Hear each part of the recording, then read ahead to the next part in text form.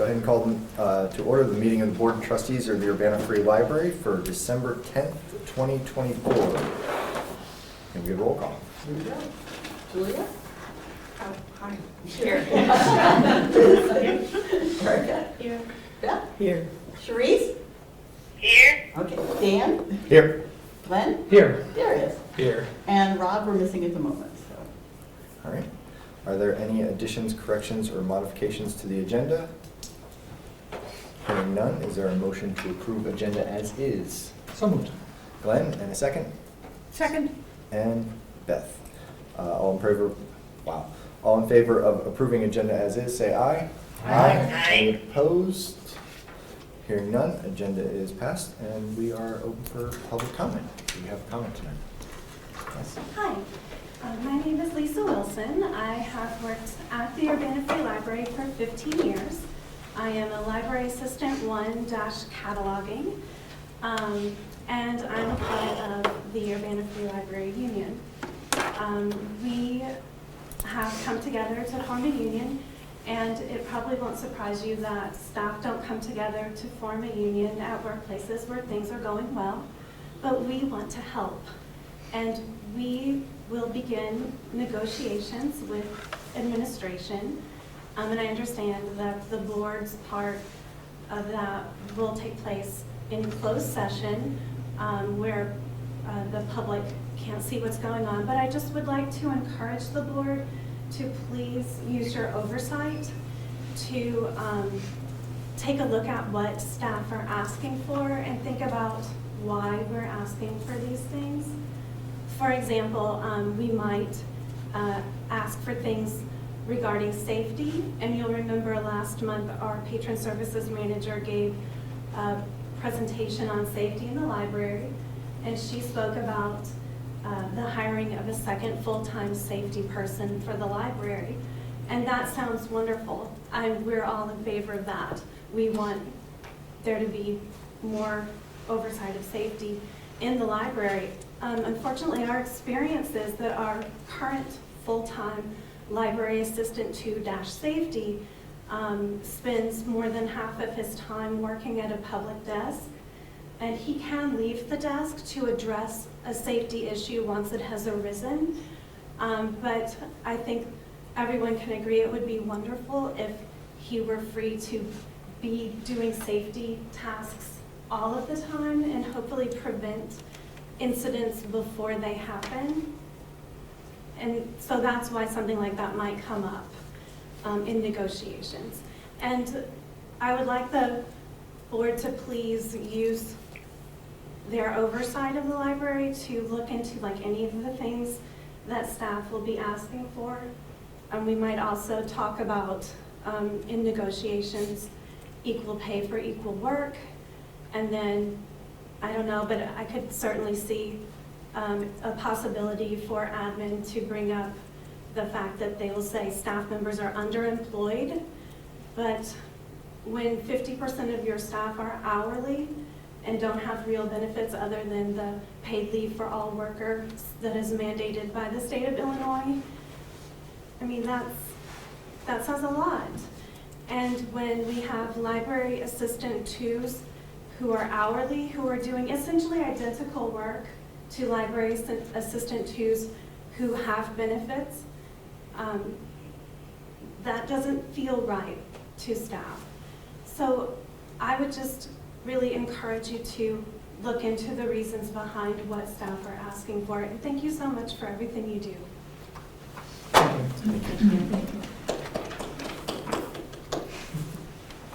Are there other comments? Hearing none. We'll go ahead and move into presentations. First up is 6.1 on the per capita side. That is going to be Leon telling us about the technology plan. Hello, everybody. My name is Leon Wilson. I'm the IT manager for the public library. I've been doing this for a little bit now, and I'm happy to share that we do everything we need to do for the standards for the state of Illinois. Excuse me, I use my phone for some notes. Millennium stuff. I wanted to plug out some of the highlights that I wanted to just share as far as the standards. There's a couple, probably 100 different standards. And these are things I want to point out to y'all. Some of the must-have for libraries: phone, Wi-Fi printers. This year, me and my team in the library moved us from analog phone system to a voice over IP system. We catch up to 2024 history, right? With the new phone system, one of the benefits of that is that we have an auto attendant, which helps us route calls to be more efficient. Less staff are having to pick up the phone for a phone call that should be directed upstairs or downstairs. Another benefit is for people who are remote, me, managers, select staff. We have an app called WebEx that let us take our business phone off-site. So if I'm at home with the kids doing father stuff and I gotta pick up a phone call, it gives us more flexibility to do things and get things done. Printers. This year we moved to upgrade our printing system and mobile printing system.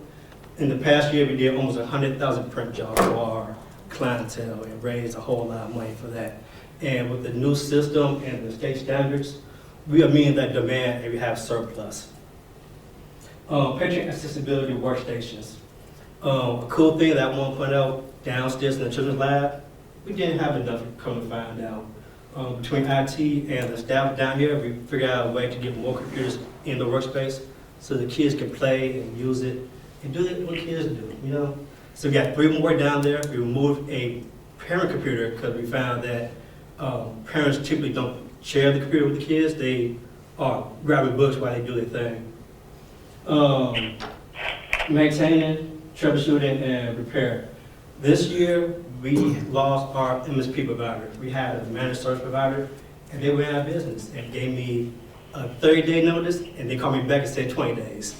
So with that, we got some new technology, and PDQ Connect will allow us to manage all of our fleet remotely and more effectively. Now I can do things overnight while I sleep. It makes my life a whole lot easier and let me do things that I gotta do in other areas. Lastly is authentication and advanced threat protection. This year also we rolled out Duo, and along with that we got Office Defender. So now I can scan email links before you open them. Just try to make sure we can detonate threats before they actually get to your endpoint. Let's make sure we can open attachments on the back end and make sure it's nothing to make my job harder. And that's a highlight of our Illinois, how we met the standards for public libraries in the state of Illinois. Any questions about this one before I go to the next one? I had just a comment. Having been through decades of sort of computer security training, the mandated training, I just wanted to compliment you. And I don't know if you chose the one that we're using now, but it's the best quality I've ever had. So Thank you. they're really, the trainings and the tests. Right? Yeah, I appreciate that. Yeah, really good. Any other comments? Do you have to announce the next presentation, or? I guess I have a related question to that. I was having trouble. I know that we get sort of instructional spam messages Yes. that we're meant to report. I had trouble finding anywhere where we're supposed to report those. Yes. Some clients have a little button, but is there an email address that we forward them to let people know that we? So for the phishing test, it's a specific button in Outlook. Yeah. I could email everybody the specific button. We have the same issue. You have the Microsoft button, which flag it as an interaction. Then you have the know before button that actually reports it as a test. Okay. So I can make a note to myself and communicate which button to click for that. I was sad to see on the dashboard that I failed a couple of those, and so I want to get 100%. That was great. Thank you. Thank you. Really top level training. I appreciate that. I will admit, I missed that button as well. I just actually emailed Leon and I was like, this doesn't look right. Can you verify? I got a funny story. She's not here right now. She emailed me a phishing thing. No, I didn't see her email before I communicated with her. And she said, what I gotta do for this security update thingy? I said, I don't know what you're talking about. So we had to log in, click the button, and said, oh, it was one of those really convincing ones. I have to ask myself sometimes, is this real? I gotta investigate. Any other? All right, I think you're good to roll into the draft technology plan. And tech plan.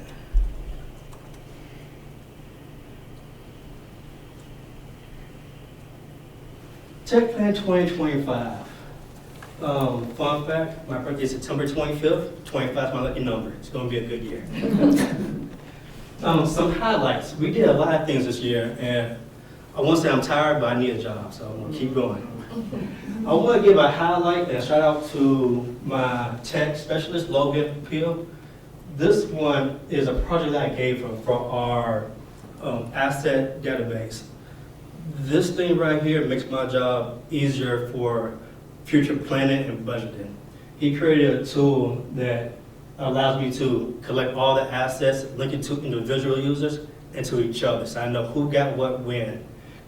Our different licenses, like Grammarly and stuff, I can assign to who got what when.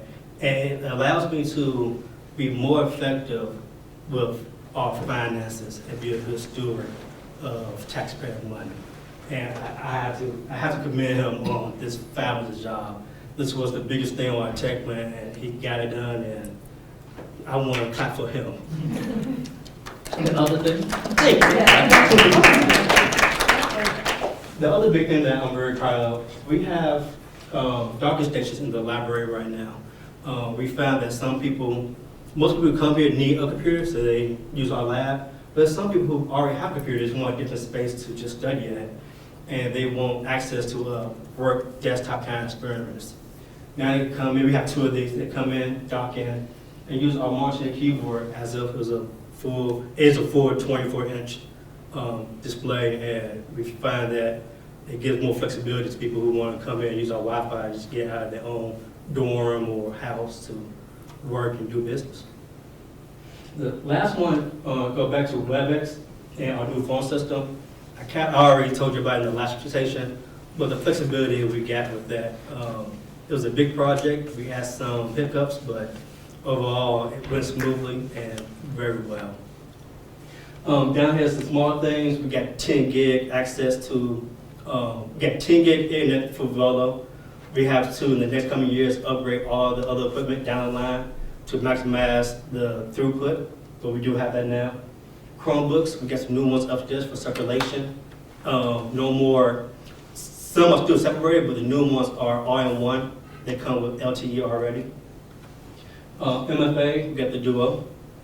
And meeting spaces. In our auditorium and in the conference room, we have this fancy new thing.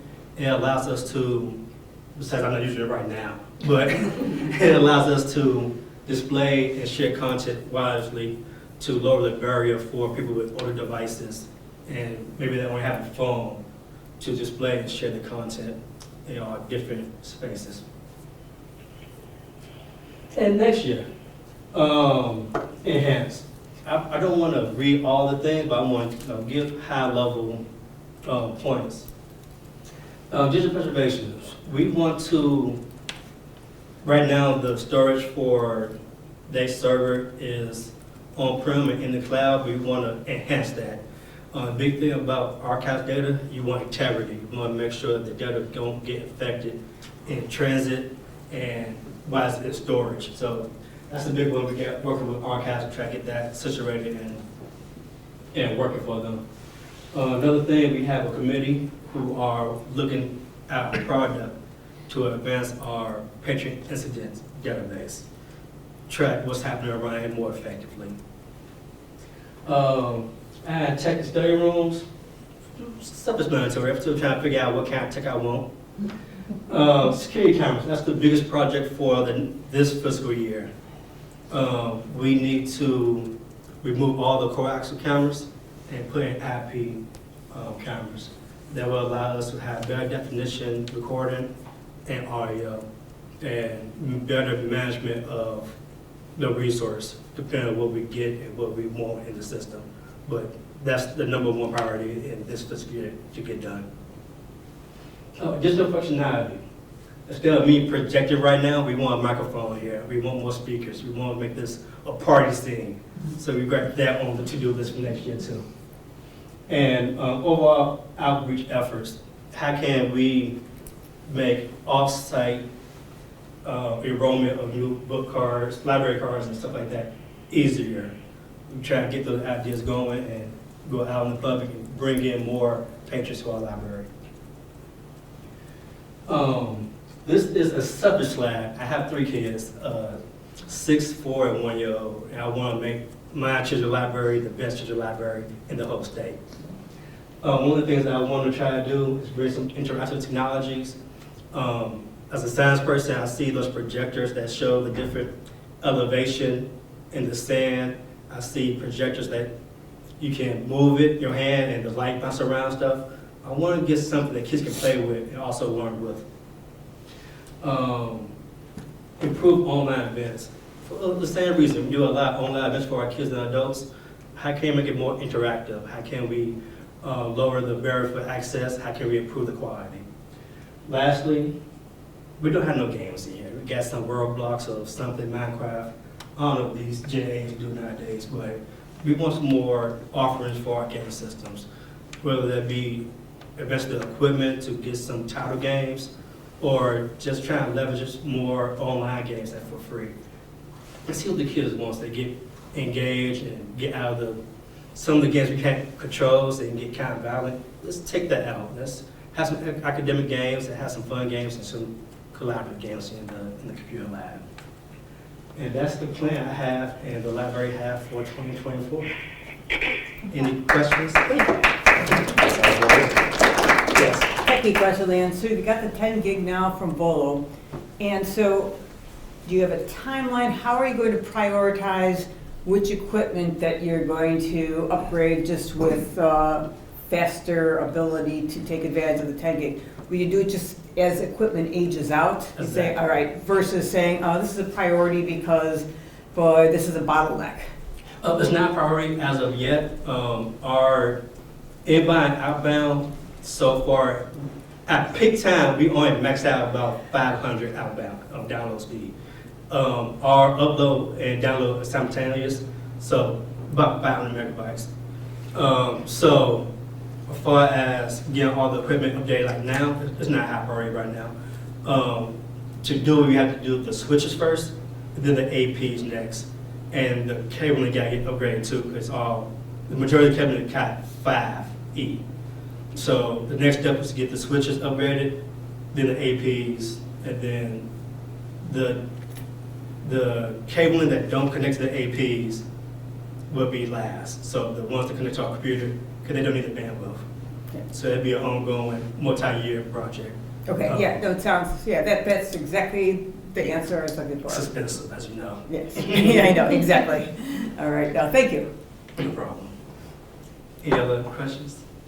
Yes. Currently, what patron incident report database does the library use? Self-built in-house. Okay. We use a company called Zoho, and all they do is house our data and make an online form, and that's all it is. And as far as the desire for next year to update, is that looking for new software in general, or working with Zoho to just improve the offerings that they have? New software. We have a committee that's focused on this project, and they are narrowing down what they want to use. So now it's my turn to look in and see if it's secure, see if it's up to my IT standards for what I will allow here. We are getting close to what we want to do, but a new vendor are together. And lastly, looking for that, or deciding on that new software, like what are some of the things that you're looking for to utilize that you're not getting out of Zoho? That's a good question. I was the committee. Anybody from the committee here? Can y'all help me answer this question real quick? Absolutely. So some of the items that have been identified is a more controlled vocabulary, because that will allow us to do reporting. Right now, we're not able to do reporting through our current patron incident database provider unless we do it manually by hand, which has been done by members of staff, but it takes hours when it could take moments. We also would like something that shows very quickly who our current band patrons are, complete with images, so long as we're able to obtain those images, whether from our in-house video or whether from online searches. We also would like to have some more, with that controlled vocabulary, some more customization with regards to the words that are selected. So for instance, our current database uses words like offender, and that's not necessarily the case for all incidents that we document, right? We document injuries and accidents. And so using vocabulary that staff would prefer in that regard. So, and Gretchen, if there's anything you want to add. Thank you. Thank you. Thank you. You had your hand raised for a I second? was just wondering, on your second slide, you showed a screenshot, like a dashboard that you said your colleague made. Yes. I was just curious for a little more, because I want to know more about, is it something for like library subscriptions, or is it for like the actual like He tech built that usage? in-house. Cool. Yeah, so he built this in-house. It's an open source database that he can use, and he designed it, and I gave him parameters that I won't, and he did everything more. What does it keep track of? So it's like the actual tech usage, or is it about like Yeah. things that patrons are using, or? My inventory. Oh, okay. As of now, Oh, okay, okay. we had hopes to expand it to facilities, but our facility manager got his own setup. So right now it's my IT equipment, my licenses, how old everything is, stuff like that. Cool. Warranty, time to go. So, yeah. Anything else? No. Thank you. Well, I want to thank everybody and have a great night. Thank very you. much.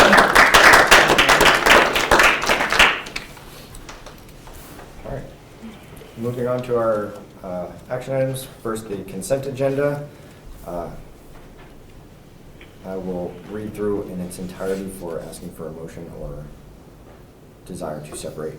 So on the consent agenda is board meeting minutes of November 12th, 2024, payroll for November 15th, 2024, totaling $123,100.72, payroll for November 29th, 2024, totaling $115,379.83, bills for November 15th, 2024, totaling $36,893.22. Bills for November 22nd, 2024, totaling $36,608.59. Bills for November 29th, 2024, totaling $17,976.64. And bills for December 6th, 2024, totaling $107,279.11. Is there a... Move to approve. Second. Is there any request to, first off, is there any request to separate anything from the agenda? Hearing none, then Sharice motioned it and Rob seconded it. Is there any discussion?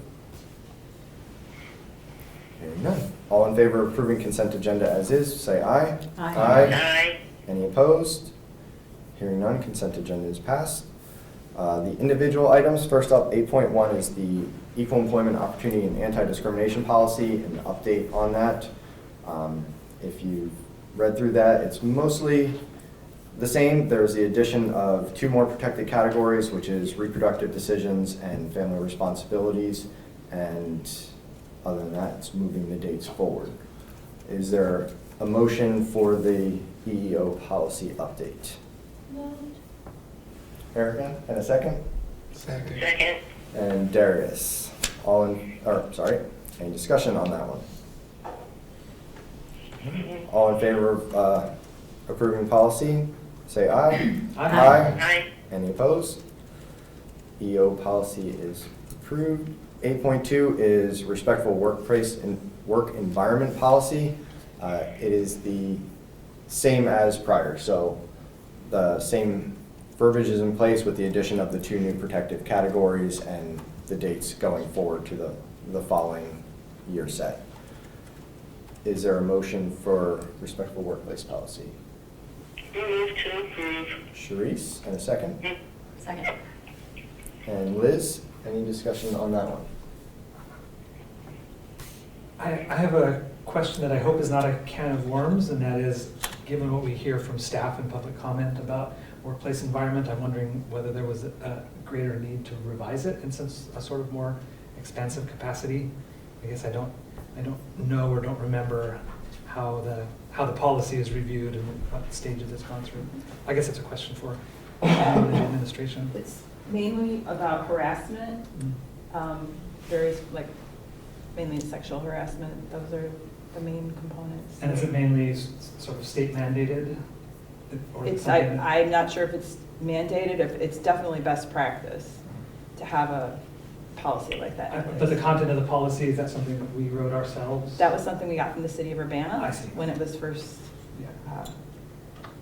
when it was first. Okay. So I guess what I'm hearing is this is not the place to address staff concerns about environment. There are other. I think it's mainly overarching big, not the big issues like I said, sexual harassment or something like that. And That's with particular legal requirements. correct. Yeah, that's why we have the state mandated training every year Okay. on that, Got it. so. So it's a different set of concerns. Yeah. Okay, thank you. Others? All right, all in favor of updating the respectful workplace environment policy, say aye. Aye. Any opposed? Hearing none, policy is updated. 8.3 is resolution 2024-16 to accept gifts. This is for the $25,000 donation from the England family that was going toward the new landscaping project. Is there a motion for resolution 2024-16? So moved. Oh, Beth and Glenn. Second. I will take the second. Perfect. Any comment on that one? All in favor of approving resolution 2024-16, say aye. Aye. Aye. Any opposed? Hearing none, resolution is passed. And then tied to that, the 8.4 of the FY25 budget amendment is to incorporate that $25,000 into the budget and hence help pay for the landscaping that we've already started. Is there a motion for the budget amendment? So, Erica and second. Glenn. All right, any discussion on that one? Hearing none. All in favor of approving the budget amendment to accept the $25,000 gift, say aye. Aye. Aye. Any opposed? Hearing none, budget amendment is passed, which brings us into the discussion section. Thank Darius for helping us resurrect this part of it. Is there an official title to this? Like directors, teaching director? I'll give you leeway to make up your own title. How about that? Now it's pressure. It's been a couple months, hasn't it? Yeah. Yeah, so, she had one.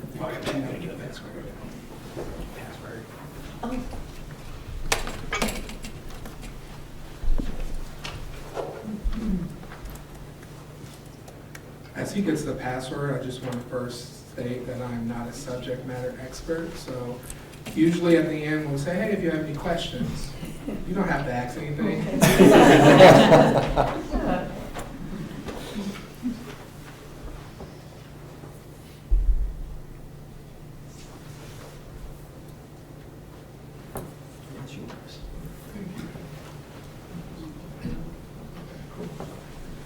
All right, so once again, I am Darius White, and I'm excited to present to you on libraries as community hubs for mental health and well-being. So if you just join me as we kind of explore how evolving roles have happened throughout the libraries in supporting mental health, supporting mental health. All right. So supportive spaces.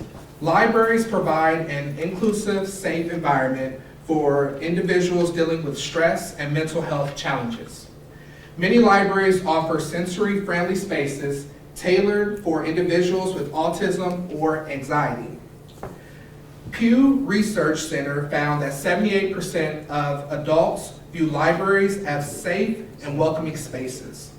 And throughout the presentation, I also want to share a couple of success stories from different libraries. I think it's always important just to see what others are doing, and I'm a huge fan of not creating the wheel, recreating the wheel. So when you find something that's great out there, if it can work for your location, why not make that attempt?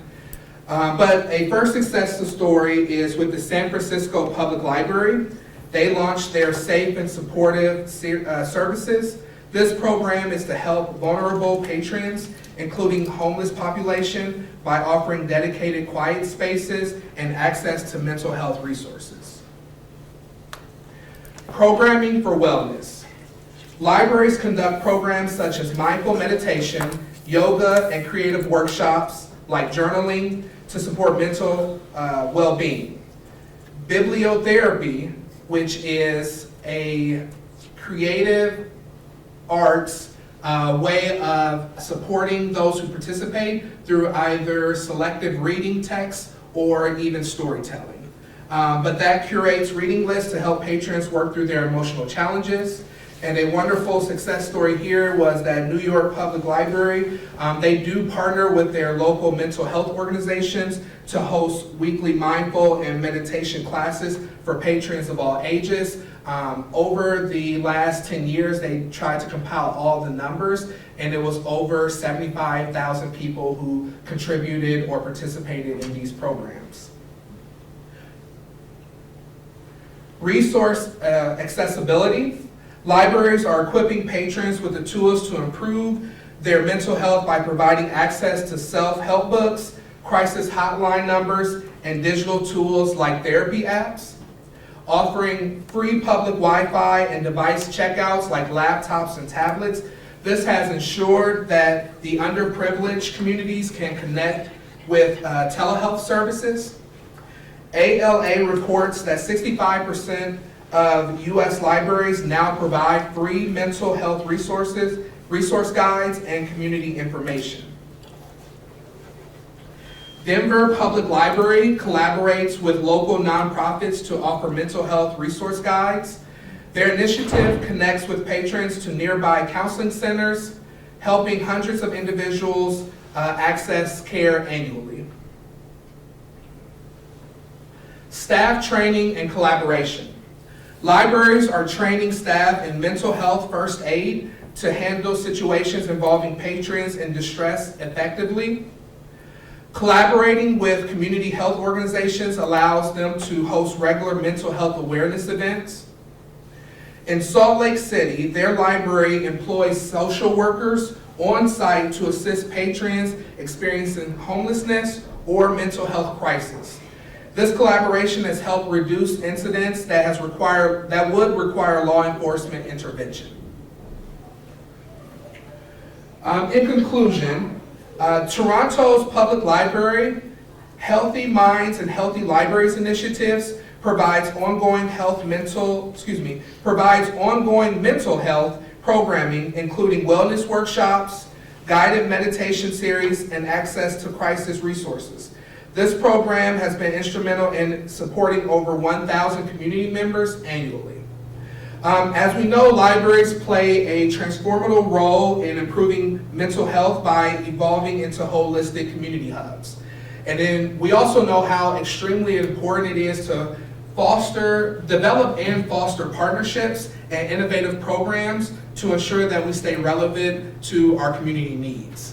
And finally, it says, together we can create a supportive and inclusive environment for all. That's it.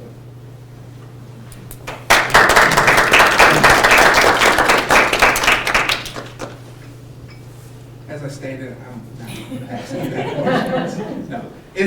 Are there any questions? And I sincerely appreciate them not being here. Thank you. I have a question. Oh, so close. Did the speaker go out? My real question is, and maybe turn into several. When you're talking about hubs for mental health and well-being, and yoga classes, so on and so forth. One thing I heard was that you said that one library actually employs a social worker. Yes. That, Okay, so if we were to try to take on that particular thing, or are you suggesting that we do that? How would that be, how would we make that happen if we were to try to do that? so not necessarily suggesting that we do that. I just at least wanted to share a couple of success stories of how different libraries have provided resources to support mental health. I do think that a lot of these were great successful stories that ideally we can look into to see if it's something worth offering. But the presentation itself was not to force our library to take on any additional initiatives at this time.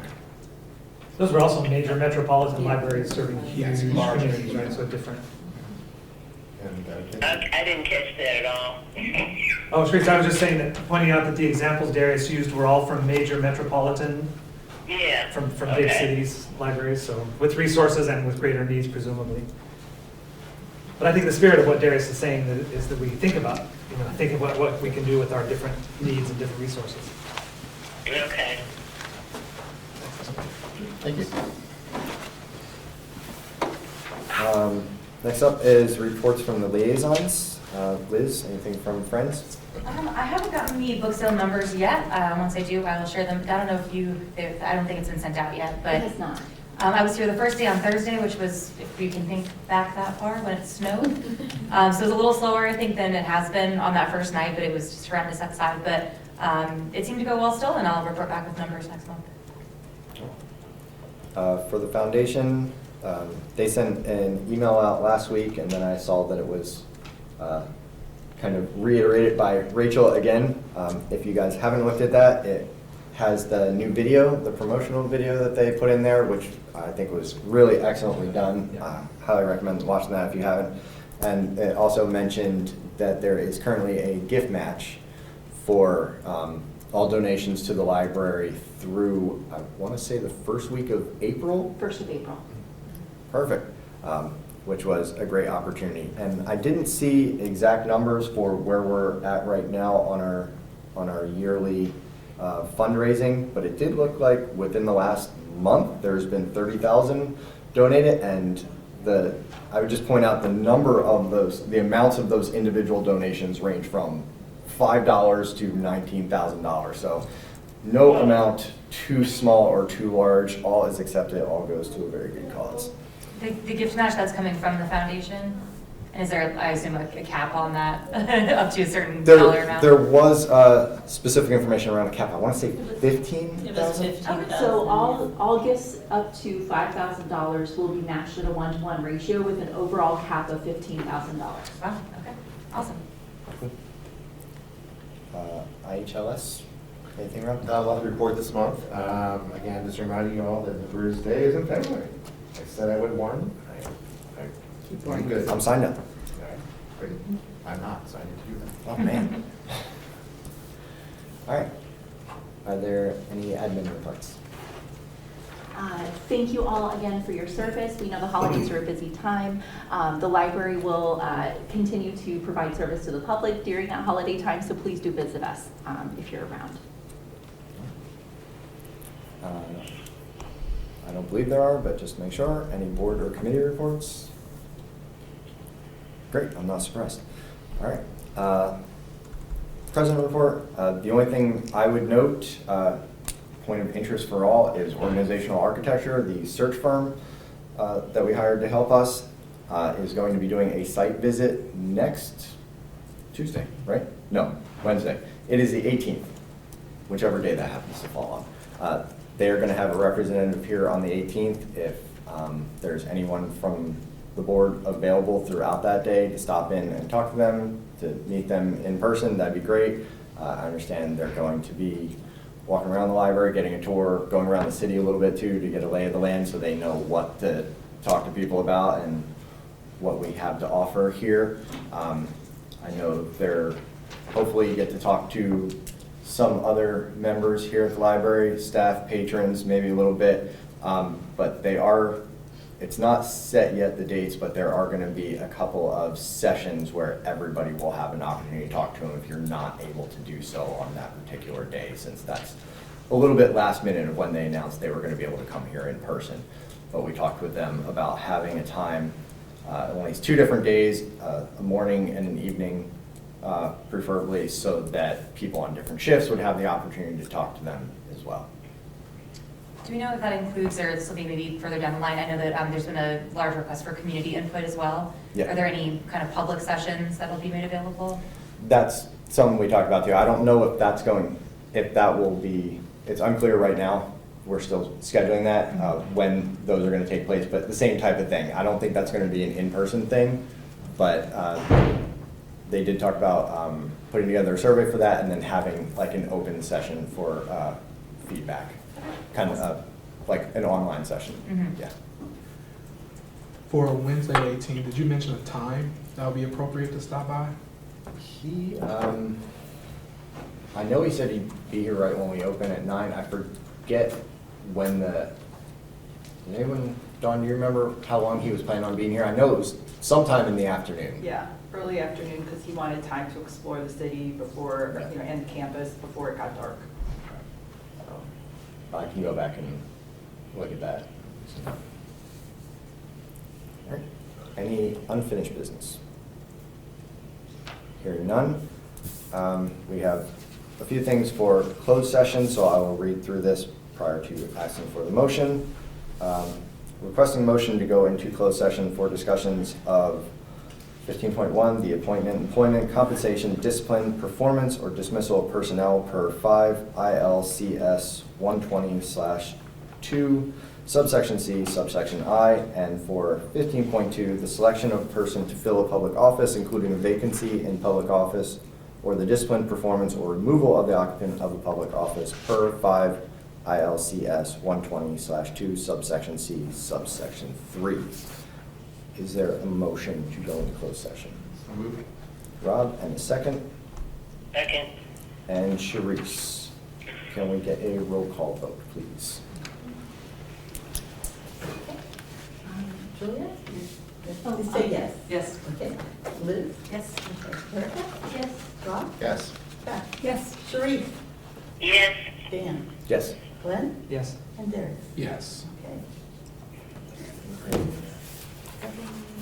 7:43. The meeting back to order and roll call attendance. So here, so Julia? Here, okay. Liz? Here. Erica? Here.